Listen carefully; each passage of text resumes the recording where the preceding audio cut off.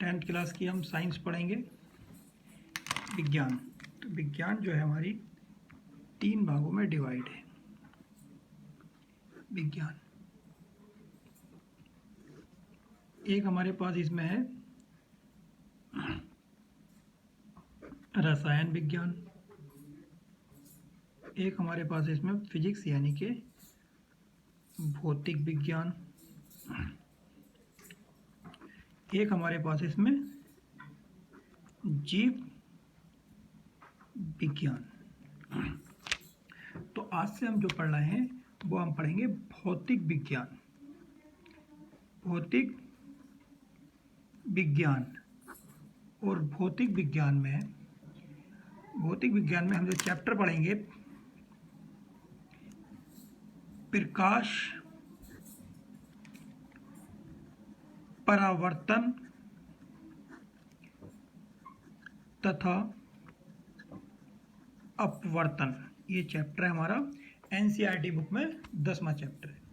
सबसे पहले हम इसमें जान लेते हैं कि हमारे पास प्रकाश क्या होता है।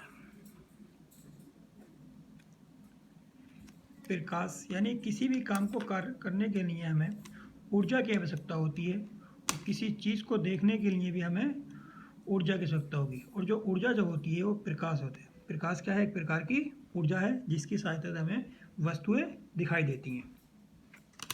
प्रकाश एक प्रकार की ऊर्जा है जिसकी सहायता से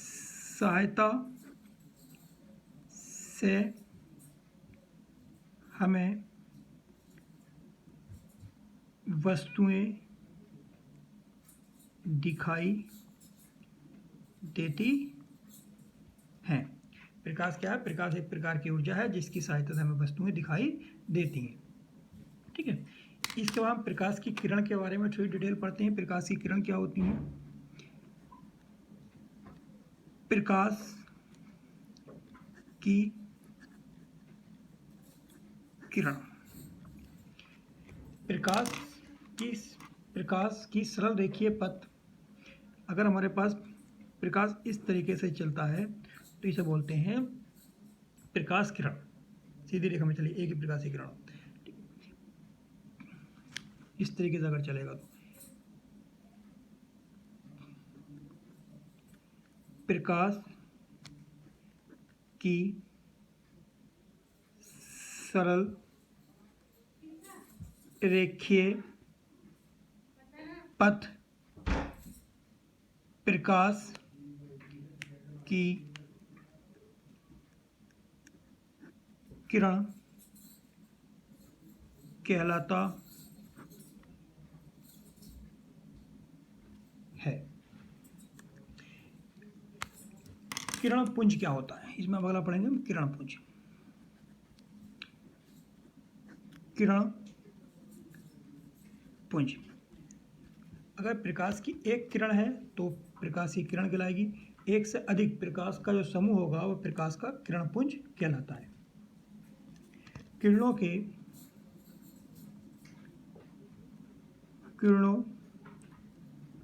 के समूह को प्रकाश का किरण पुंज कहते हैं। एक से ज़्यादा प्रकाश की किरणें रहेंगी। जैसे हमारे पास ये है प्रकाश, ये पूरा पुंज है, कुछ घंटा जिसे बोलते हैं। तो ये हमारे पास प्रकाश का किरण पुंज कहलाएगा। और ये जो हमारे पास होता है इसे बोलते हैं समांतर किरण पुंज। अगर प्रकाश की किरणें किसी एक बिंदु पर आकर मिलें, ऐसे ये तो ये जो हमारे पास अभिसारी किरण पुंज कहलाता है। क्या कहलाता है? ये अभिसारी किरण अभिसारी किरण पुंज। और अगर किसी एक बिंदु से प्रकाश की किरणें जाती हुई प्रतीत हो, जैसे ये जा रही है, ये जा रही है, ये जा रही है, तो ये वाला किरण बोल रहा था अपसारी। अपसारी किरण पुंज कहलाता है। ठीक, इसके बाद अगला टॉपिक पढ़ेंगे हम प्रकाश का परावर्तन।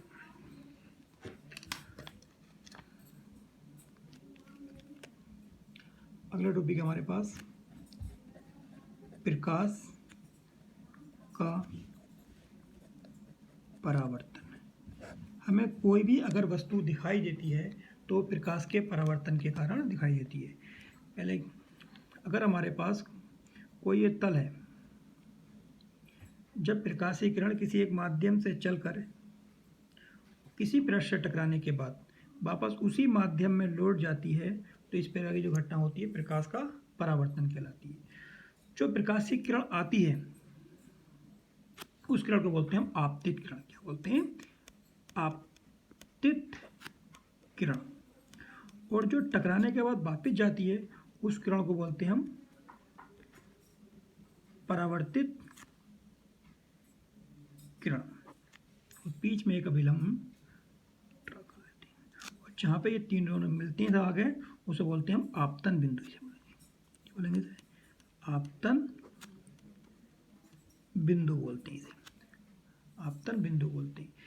आपतित किरण और अब इसे बोलते हैं, जो हो गया अभिलंब। आपतित किरण और अभिलंब के बीच जो कोण बनता है उसे बोलते हैं आपतन कोण। आपतन कोण। परावर्तित किरण और अभिलंब के बीच में जो कोण बनता है उसे बोलते हैं हम परावर्तन कोण। परावर्तन कोण। तो प्रकाश का परावर्तन होता है जब प्रकाशीय किरण एक माध्यम से चलकर किसी पृष्ठ से टकराने के बाद वापस उसी माध्यम में लौट जाती है, तो इस प्रकार की घटना को प्रकाश का परावर्तन कहते हैं। इसकी डेफिनेशन लिख लेते हैं। जब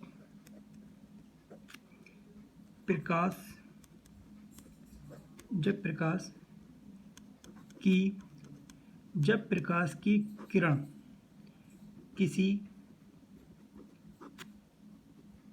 तल से टकरा कर उसी माध्यम में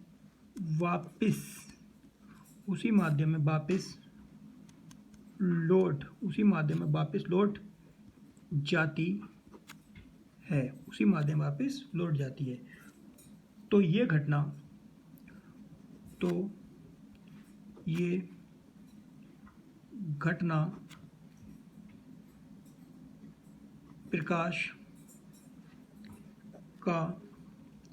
प्रकाश का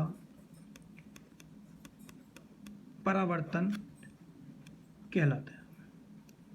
कहलाती। ये घटना प्रकाश का परावर्तन कहलाती है। जब प्रकाशीय किरण एक माध्यम में चलकर किसी पृष्ठ से टकराने के वापस उसी माध्यम में लौट जाती है, इस घटना को प्रकाश का परावर्तन कहते हैं। हमें कोई भी वस्तु दिखाई देती है तो प्रकाश के परावर्तन के कारण ही कोई वस्तु दिखाई देती है। प्रकाश के परावर्तन के दो नियम होते हैं।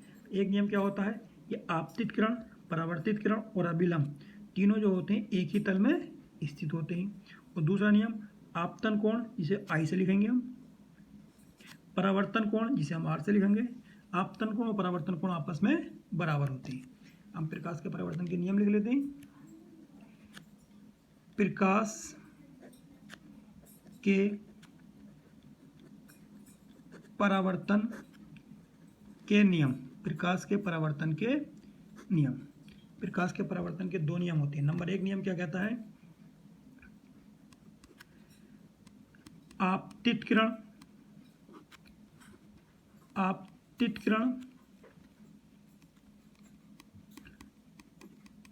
परावर्तित किरण और और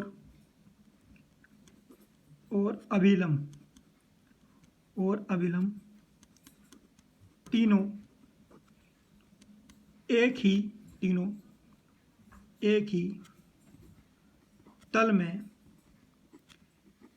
स्थित होते हैं, एक ही तल में स्थित होते हैं। दूसरा नियम क्या कहता है? आपतन कोण को लिखते हैं हम आई से, और परावर्तन कोण जिसे लिखते हैं हम आर से। आपतन कोण और परावर्तन कोण आपस में बराबर होते हैं। जैसे कोण आई आपतन कोण और कोण आर क्या हो गया? परावर्तन कोण, जो क्या होते हैं आपस में बराबर होते हैं। जैसे ये वाला आपतन कोण ये और ये परावर्तन कोण क्या होंगे? आपस में बराबर होते हैं। अब हम कुछ समतल दर्पण जो घरों में लगे होते हैं, शीशा जिसमें हम चेहरा देखते हैं, वो समतल दर्पण होते हैं। समतल द्वारा बने प्रतिबिंबों की विशेषताएं क्या होती हैं, ये हम पढ़ लेते हैं। समतल दर्पण द्वारा बने प्रतिबिंब की विशेषताएं। नंबर 1 विशेषता क्या होती है? समतल दर्पण द्वारा बना प्रतिबिंब सदैव सीधा और आभासी होता है। समतल दर्पण द्वारा बना प्रतिबिंब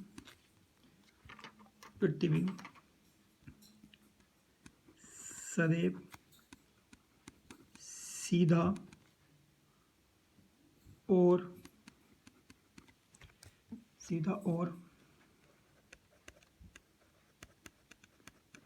आभासी होता है। नंबर दूसरी कंडीशन क्या होती है समतल प्रतिबिंब में? प्रतिबिंब का आकार वस्तु के आकार के बराबर होता है। प्रतिबिंब का आकार यानी कि साइज, प्रतिबिंब का आकार वस्तु के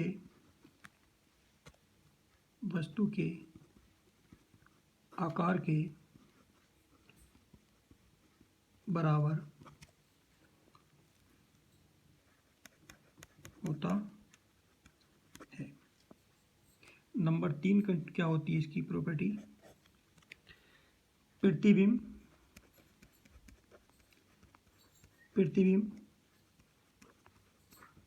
दर्पण के पीछे उतनी ही दूरी पर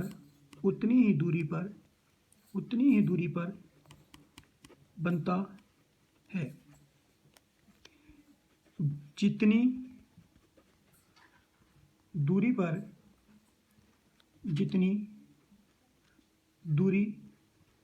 पर वस्तु रखी होती है। नंबर 4 प्रतिबिंब